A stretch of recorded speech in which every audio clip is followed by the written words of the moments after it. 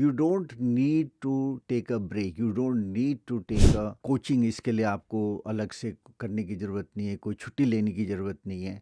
जो आप काम कर रहे हो, पढ़ रहे हो, काम कर रहे हो, जॉब कर रहे हो, while doing that you can do all these things. But yes, this would be the foundation for doing your best, giving your best during the SSB interview, which is a very comprehensive assessment of your personality, right?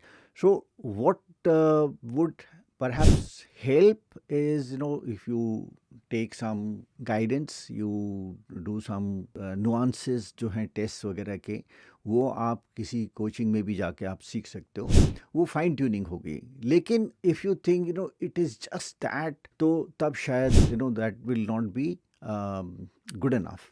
So my suggestion would be, start from today itself.